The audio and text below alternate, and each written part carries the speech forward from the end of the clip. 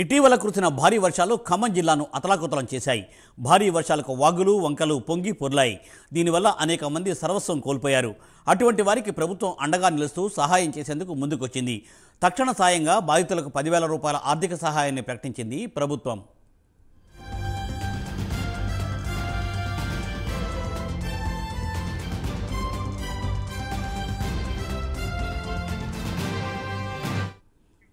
ప్రభుత్వం ప్రకటించిన 10,000 రూపాయల ఆర్థిక సాయం పంపిణీకి ఖమ్మం జిల్లా అధికారులు అన్ని ఏర్పాట్లను పూర్తి చేశారు. ఈ మేరకు బాధితులను గుర్తించేందుకు 3 రోజుల పాటు అధికారులు సర్వే కూడా నిర్వహించారు. ఖమ్మం జిల్లా వ్యాప్తంగా సుమారు 22,000 కుటుంబాలను అధికారులకు వరద బాధితులుగా గుర్తించినట్లు సమాచారం. వీరందరికీ ఈ రోజు నుండి 10,000 రూపాయల చొప్పున పరిహారం బ్యాంక్ అకౌంట్లో జమ చేయనున్నారు. నేటి నుండి 3 రోజుల్లోనే ఈ ప్రక్రియను ముగించనున్నారు అధికారులు. మరోవైపు బాధితులకు నిత్యావసర సరుకులు పంపిణీ చేస్తున్నారు అధికారులు.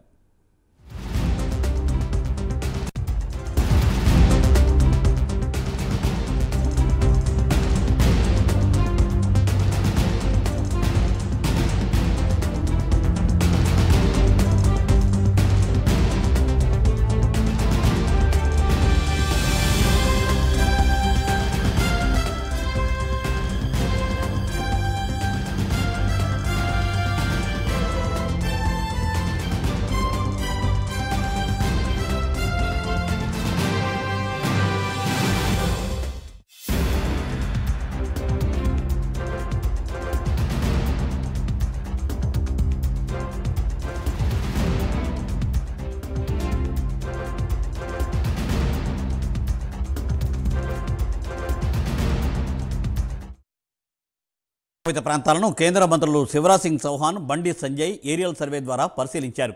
వేలాది మంది రైతులు పెట్టుబడులతో పాటు పంటలు కోల్పోయారని ఆవేదన వ్యక్తం చేశారు చౌహాన్. జరిగిన నష్టాన్ని ప్రధాని మోదీ దృష్టికి తీసుకెళ్లి న్యాయం చేస్తామని కేంద్ర మంత్రి భరోసా ఇచ్చారు. తాను రాజకీయాలు చేయడానికి రాలేదని, రైతుల కోసం వరద నష్టం చూసేందుకు వచ్చానని చెప్పారు. కేంద్ర ప్రభుత్వం ఇచ్చిన నిధులను వాడుకుంటేనే మళ్లీ కొత్త నిధులు వస్తాయని, వాటిని దారి మళ్లించవద్దని అన్నారు. గత ప్రభుత్వం ఎన్డీఆర్ఎఫ్ నిధులను సక్రమంగా వినియోగించుకోలేదని, ఇచ్చిన నిధులు పక్కదారి పట్టాయని, వాటికి యూసీలు కూడా ఇవ్వలేదని విమర్శించారు కేంద్ర మంత్రి. దీనిపై మరిన్ని వివరాలను మా ప్రతినిధి రజనీకాంత్ అందిస్తారు. రజనీకాంత్.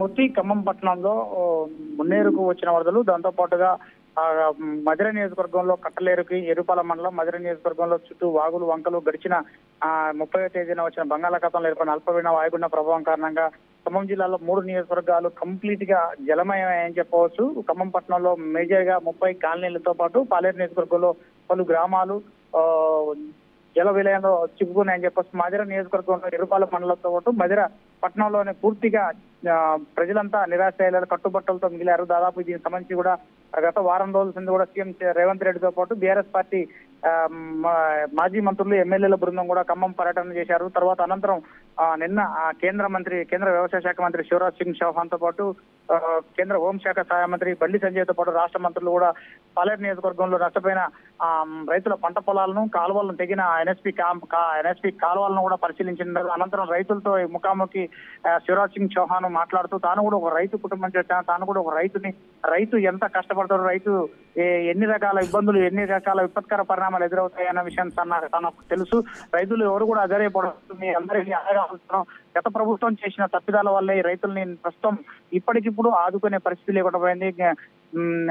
కేంద్రంలో ఉన్న నరేంద్ర మోడీ సర్కారు, మా ప్రభుత్వం ఫసల్ బీమా యోజన ప్రవేశపెడితే 10 సంవత్సరాల పాటు కూడా తెలంగాణలో అధికారంలో బీఆర్ఎస్ ప్రభుత్వం ఫసల్ బీమా యోజన అమలు చేయకపోవడం వల్ల ఈ రోజు రైతులని ఆదుకునే పరిస్థితి లేకపోయింది. దాంతో పాటుగా ఎన్డీఆర్ఎఫ్ నిధులు స్టేట్లకు ప్రతి రాష్ట్రానికి ఇస్తే ఎన్డీఆర్ఎఫ్ నిధులు పడుకోకుండా పక్కదారి మళ్లించే ప్రయత్నం చేశారు. దానివల్ల మళ్ళీ రెన్యువల్ అయ్యే ఈ నిధులు అనేవి రెన్యువల్ అయ్యే పరిస్థితి లేకపోవడం కూడా ఇవన్నింటినీ కూడా ఆయన శివరాజ్ సింగ్ చౌహాన్ నిన్న రైతులతో ముఖాముఖి మాట్లాడారు. ఇక్కడ నా వరద నష్ట పరిహారాన్ని మొత్తానికి అంచనా వేసిన రైతులు సర్వం కోల్పోయారు. ఇళ్లలో ఉన్న కోళ్లు, మేకలు, పశువులు, దాంతో పాటు పత్తి, మిర్చి, చిల్లి పంట, మొత్తం మిర్చి పంటలు, అన్ని పంటలు కూడా పూర్తిగా సర్వం నాశనం అయ్యాయి. రైతు కట్టుబట్టలతో మిగిలారు.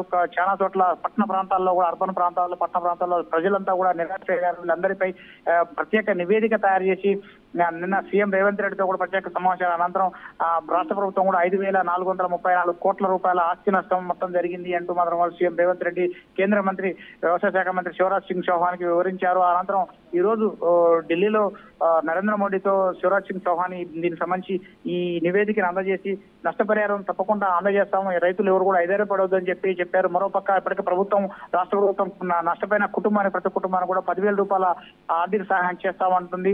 దాంతోపాటు కొంత నిత్యావసర సరుకులను కూడా ఇప్పటికే పంపిణీ కార్యక్రమం సురువు చేసింది. చాలా గ్రామాలలో ఉన్న చెత్త చెదారం, పేరుకపోయిన చెదాచారాన్ని కూడా అన్నింటినీ కూడా తొలగించే పనులలో కూడా చుట్టుపక్కల గ్రామాల నుంచి పంచాయతీలో ట్రాక్టర్లు, డోజర్లు అధికారులను తీసుకొచ్చి ఇక్కడ యుద్ధ ప్రాతిపదికన చర్యలు కూడా చేపడుతున్నప్పటికీ మాత్రం కొంత అలసత్వం వహిస్తుందని చెప్పవచ్చు. ఇప్పటికీ నేటికి ప్రభుత్వం ప్రకటించి సీఎం రేవంత్ రెడ్డి ఖమ్మం పట్టణంలో పర్యటించి 5 రోజులు గడిచినప్పటికీ ఈ ఒక్కొక్క కుటుంబానికి 10,000 రూపాయలు తాత్కాలిక భృతి ఇస్తాను, తాత్కాలికంగా 10,000 రూపాయలు ఆర్థిక సాయం చేస్తానని అది నేటికి అమలు కాకపోవడంతో ప్రజలంతా ఈ ప్రభుత్వంపై నిట్టూర్పులు గారుతున్న పరిస్థితి కనపడుతుంది.